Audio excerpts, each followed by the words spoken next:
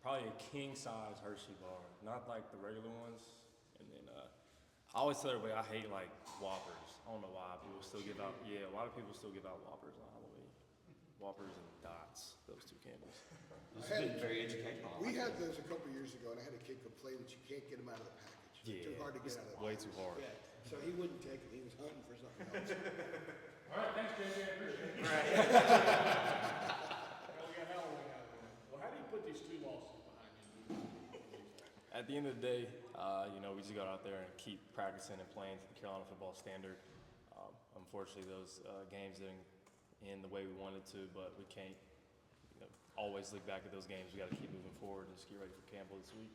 JJ, along those same lines, like I'm sure you know that the odds are pretty long for you guys to get back to the AC championship with the second conference loss. I mean, was there a moment after the Georgia Tech game ended where you just kind of sat down, thought about it, and you're like, well, now what? Because that was one of your goals. Yeah, it was definitely one of the goals. I still think the goal is still intact for sure. I feel like at the end of the day, we just want to play each game week by week. And right now we're just focused on Campbell and, however the chips fall, that's how they fall, but we're just focused on Campbell and getting prepared for this game. We've heard a lot about the leadership on this team, and it looked like it was working, right, through 6 games. But what does that look like now that you're hitting this low point, and that's when character really kind of shows itself? Like you just said, whenever you get to these low points, that's when leadership really needs to show a lot more. And I feel like the leaders on the team right now are stepping up, making a difference. And it is tough when you lose, but at the end of the day, we're one team, one brotherhood. So we're always going to lift each other up, and we're just getting ready for this next game. How are they stepping up as leaders? Just being more vocal, holding guys more accountable, just doing the little things perfect, keeping the main thing, and just being leaders on and off the field. What was practice like today? How was the energy level? Energy was always high, especially on a day like Halloween. Today's a good day anyways overall, but energy was high. Everybody was out there practicing hard. You could tell everyone has the edge to them. And when we play teams, you always want to play not down to teams, but always play high and play Carolina football this week. So we're going out there just practicing hard and just practicing like it's any other game. It's kind of different to have a non-conference game kind of late in the season like this. Does that make it different, when you're not playing another ACC team, just in intensity level of trying to raise it to an ACC kind of level? You always want to play to that more championship caliber level. That's what we want to do every week. So that's how we went out there and practice today. Regardless of who steps on the other side of the ball, we always want to play to the championship caliber talent that we do every week. JJ, how do you process where you guys were this time 2 weeks ago as opposed to where you are now? And what is the level of surprise or even stun that this happened? Because it was kind of unexpected. Nobody saw that coming, and all of a sudden it happened. No one really expected it, but it happened. So you got to just move on, move past it, and just at the end of the day, just continue to keep working and keep playing games. Again, season's not over with. It's a very long season. Like Coach Brown says all the time, college football is crazy. Anything can happen on any weekend. So we just want to keep working hard, and we know that all of our goals are still intact, and we're going to still continue to go out there and keep playing ball games. Is that the message that Mac was hammering after you guys kind of cleaned up Saturday night, that all the goals are still intact? Yeah, at the end of the day, we still have all of our goals are still there, and we're just going to keep playing every week. JJ, Doc Chapman came in last week, had the long touchdown, had the return right before that. How have you seen him kind of progressing behind the scenes? Obviously, it somewhat came to fruition on Saturday, but how have you seen him progressing behind the scenes? It's great seeing Doc go out there on the game field and really compete, especially past few months he's been working his butt off in practice, staying after catching extra balls, staying in the film room. So it's really cool and really fun to see Doc go out there and play the way like we knew he was going to play. And we knew he was a great prospect coming out of high school. He's always been a great player, but it was finally really good to see him go out there and play to his potential. And how have you seen kind of the dynamic of that room change a little bit? I know you guys are kind of banged up in that area, kind of had guys coming in and out. Obviously, Ted's his return. Just how have you kind of seen the dynamic of the wide receiver room, or not the room, but just on the field, the dynamic of the passing game kind of changed a little bit?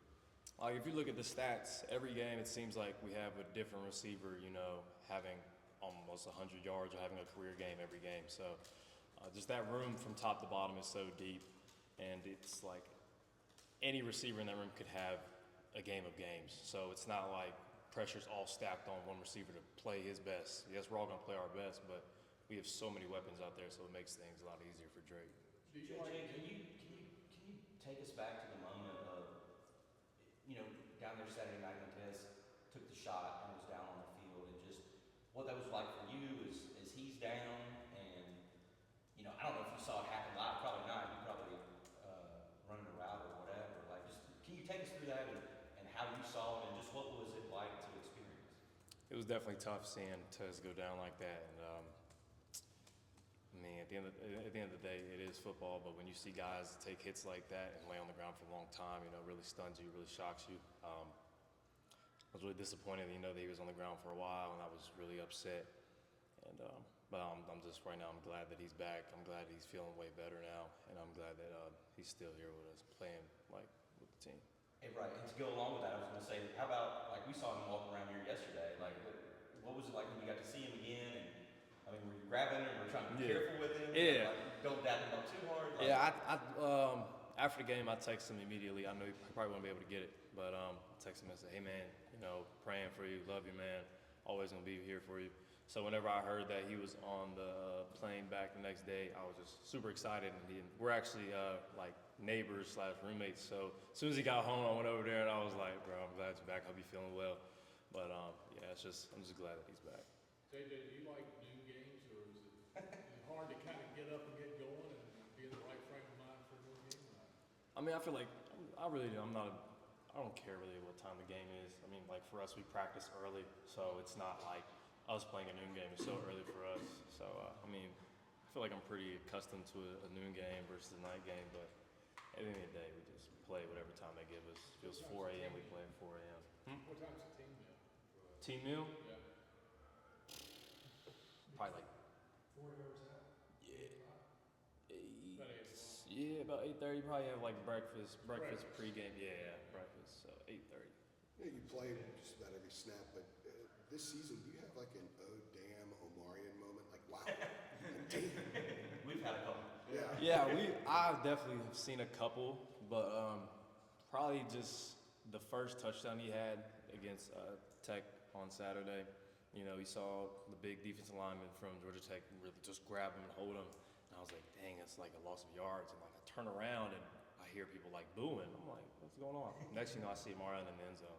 So but he's so capable of making plays like that. And he's come a long way. He's done a lot for this team, and I'm proud to be a teammate of him. You watch all the film, and so you have a good idea of everything that he's improved on, especially during the course of the season. What's maybe one or two things that you see as a football guy that he's just so much better at now than he was last year and maybe even in August?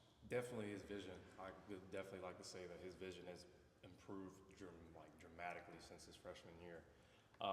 His vision, and then just him being a pass catcher. I know we had a crucial third down last game that he caught across the middle, across his body. It's a hard grab for really anybody. And then for a running back, and then for a guy like him to catch that ball and make a play for us during that stretch of the game, it was good. So definitely his vision and his He's hands. been targeted a little bit more the last few weeks than previously. Yeah, we're just trying to get our playmakers the ball, and Amarion's a playmaker, so if we can get him the ball, whether it's handing it off to him or throwing it to him, it works.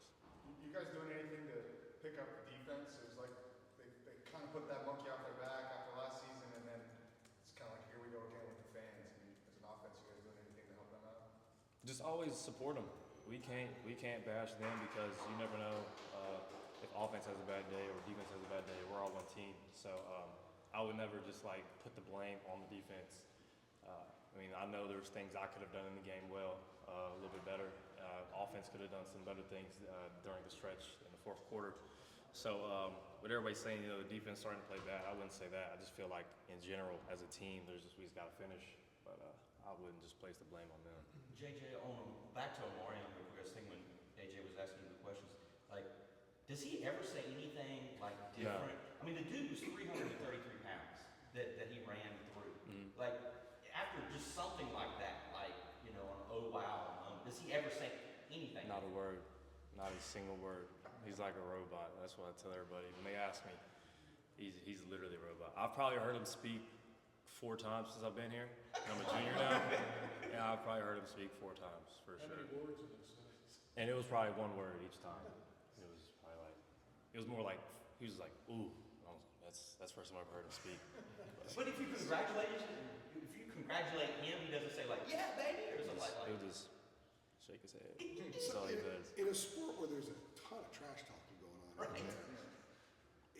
I would imagine that he gets a psychological advantage when he runs a guy over and doesn't taunt him. Yeah. He just gets up and goes back to the next play. Like I definitely hear a defensive line try to like talk to him, and he's just looking at him like, he's not gonna. He'll just run you over to the next play again, just not say anything. But no, he doesn't speak at all.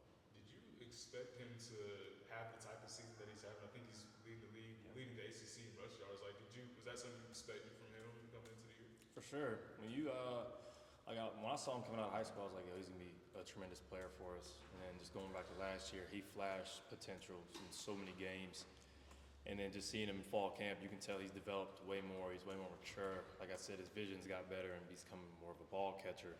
So I'm not surprised. I know the player he is. He's one heck of a player, and we all know that. So it's just, I mean, he's just going out there and playing every week, and we're just proud to have him. We're going to talk to him on Zoom tomorrow. You should tune in. We've got to get an idea what his voice sounds like. The numbers are great. If y'all get some answers out of We him, get like 4 that or would be a 5 words. first. That's better than 1 word. Yeah, hopefully. Is he one of the strongest dudes on the team? Like, Yes. in the weight room, just like Absolutely. Yeah. Absolutely. His legs are massive. I mean, we don't call him Saquon Barkley for no reason. Like he's a big dude. What is he called? Saquon Barkley. He's a mini Saquon. JJ, it's sort of what Michael was asking you before about. I mean, this team obviously has had some ambitious goals for this season. And yeah, a couple weeks ago, I mean, an unbeaten record was in play. Like, have you had to personally just sort of sit down and have like a moment of acceptance? Like, all right, we're not going to go unbeaten. You know, like something like that. Like, has there been sort of is that part of the process of dealing with these last 2 losses? Is you have to sit down and sort of, I don't know, restate things to yourself or anything like that? I don't know if that makes any sense. Yeah, restating. I wouldn't say I restated. I feel like you said, just accepting the fact like we have those 2 losses, and yeah, it is tough. We had high goals this season, but I can't just still think about those last 2 games. I got to think about these next 4, and just put those games behind me. I know I can't get them back, so I'm just gonna keep finishing out the season the way we need to. How much do you, if at all, kind of keep tabs on some of those other ACC? And I think it's Louisville, Tech this week. Like, how much do you kind of keep tabs on stuff like that? I'll try to keep tabs on it just so I know like how the ACC race will handle. But you know, this conference this year has been so crazy. You never know who can win whatever week. So I know it's a tough conference, and we're gonna play every game like it's a championship game. But seeing these other teams compete, it's fun to watch them, and then just be ready to play them when we get to. All right. Thanks, JJ. Great stuff, JJ.